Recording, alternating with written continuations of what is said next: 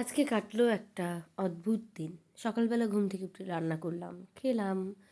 প্রশাসনে কিছু কাজ ছিল সরস্বতী পূজার রিলেটেড, সেগুলো করলাম। তারপরে ওখান থেকে চলে গেলাম টিউশনে, কারণ আজকে কোনো ক্লাস নেই। টিউশনে গিয়ে আমি আমার দুষ্টু স্টুডেন্টকে গান শেখালাম। তারপর ওখান থেকে গেলাম আবার আমার একটা লক্ষ্মী স্টুডেন্টকে গান শেখাতে। সেখান থেকে গান শেখানোর পরে বাজারে এলাম, কারণ আরও দুজনের আসার কথা আমাদের কেন্দ্রীয় মন্দিরের সরস্বতী ঠাকুর অর্ডার দিব। তো ওখানে যাওয়ার পর, বাজারে যাওয়ার পর 25% সেল, 50% সেল, এই সব অফার দেখে আমার বন্ধু জুতা কিনতে বসে গেল।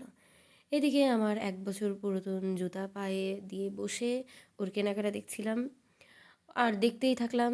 তারপরে অবশেষে ওর কেনা হলো। কেনা হওয়ার পরে চলে এলাম প্রতিমা দেখতে। প্রতিমা অনেক জায়গায় দেখা দেখি ঘোরাঘুরি করে এই 20 টাকা দিয়ে একটা ব্যাংক কিনে মনকে শান্ত করলাম।